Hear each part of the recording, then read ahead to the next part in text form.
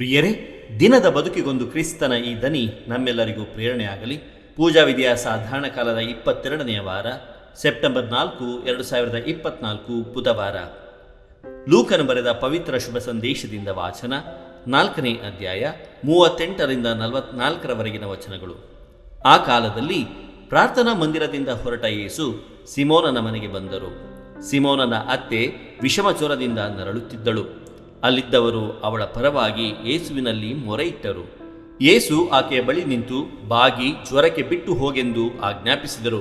ಅದು ಬಿಟ್ಟು ಹೋಯಿತು. ಆ ಕ್ಷಣವೇ ಆಕೆ ಎದ್ದು ಅವರೆಲ್ಲರನ್ನು ಸತ್ಕರಿಸಿದಳು. ಸಂಜೆಯಾಗುತ್ತಿದ್ದಂತೆ ಜನರು ತಮ್ಮ ಮನೆಯಲ್ಲಿ ವಿಧ ವಿಧವಾದ ಕಾಯಿಲೆಯಿಂದ ನರಳುತ್ತಿದ್ದವರನ್ನೆಲ್ಲ ಯೇಸುವಿನ ಬಳಿಗೆ ಕರೆತಂದರು.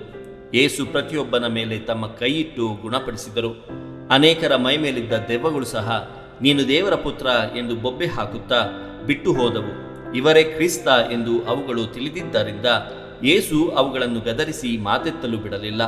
ಬೆಳಗಾಗುತ್ತಲೇ ಯೇಸು ಅಲ್ಲಿಂದ ಹೊರಟು ನಿರ್ಜನ ಸ್ಥಳಕ್ಕೆ ಹೋದರು. ಜನಸಮೂಹವು ಅವರನ್ನು ಹುಡುಕಿಕೊಂಡು ಅಲ್ಲಿಗೂ ಬಂದಿತು. ತಮ್ಮನ್ನು ಬಿಟ್ಟು ಹೋಗಬಾರದೆಂದು ಜನರು ತಡೆಗಟ್ಟಲು ಯತ್ನಿಸಿದರು. ಅವರಿಗೆ ಯೇಸು, ದೇವರ ಸಾಮ್ರಾಜ್ಯದ ಶುಭ ಸಂದೇಶವನ್ನು ಬೇರೆ ಬೇರೆ ಊರುಗಳಿಗೂ ನಾನು ಬೋಧಿಸಬೇಕಾಗಿದೆ. ನನ್ನನ್ನು ಕಳುಹಿಸಿರುವುದು ಅದಕ್ಕಾಗಿಯೇ ಎಂದರು. ಬಳಿಕ ಜುದೇಯ ಪ್ರಾಂತ್ಯದ ಪ್ರಾರ್ಥನಾ ಮಂದಿರಗಳಲ್ಲಿ ಯೇಸು ಬೋಧಿಸುತ್ತಿದ್ದರು. ಪ್ರಭುವಿನ ಶುಭ ಸಂದೇಶ. ಕ್ರಿಸ್ತರೇ ನಿಮಗೆ ಸ್ತುತಿ ಸಲ್ಲಲಿ. ಚಿಂತನೆ. ಪ್ರಭು ಕ್ರಿಸ್ತರು ಬಂದದ್ದು ಎಲ್ಲರನ್ನು ಉದ್ಧರಿಸಿ ಸಲಹಲು. ಪ್ರಭು ಯೇಸುವಿನಲ್ಲಿ ಆತ್ಮೀಯರೇ, ಇಂದಿನ ಶುಭ ಸಂದೇಶದಲ್ಲಿ ಯೇಸು ಸಿಮೋನನ ಅತ್ತೆಯ ವಿಷಮ ಶೀತ ಜ್ವರವನ್ನು ಗುಣಪಡಿಸಿದ ಮೇಲೆ ಅನೇಕ ರೋಗಿಗಳನ್ನು ಗುಣಪಡಿಸುತ್ತಾರೆ, ದೆವ್ವಗಳನ್ನು ಬಿಡಿಸುತ್ತಾರೆ. ಇದು ದೇವರ ಸಾಮ್ರಾಜ್ಯದ ಲಕ್ಷಣಗಳನ್ನು ತಿಳಿಯಪಡಿಸುತ್ತದೆ. ಯೇಸು ಇರುವಾಗ ಯಾವುದೇ ಕೊರತೆಗಳಿರುವುದಿಲ್ಲ, ಸಮಸ್ಯೆಗಳಿರುವುದಿಲ್ಲ. ಯೇಸು ಪ್ರಭು ನುಡಿಯುತ್ತಾರೆ, ದೇವರ ಸಾಮ್ರಾಜ್ಯದ ಶುಭ ಸಂದೇಶವನ್ನು ಬೇರೆ ಊರುಗಳಿಗೂ ನಾನು ಬೋಧಿಸಬೇಕಾಗಿದೆ.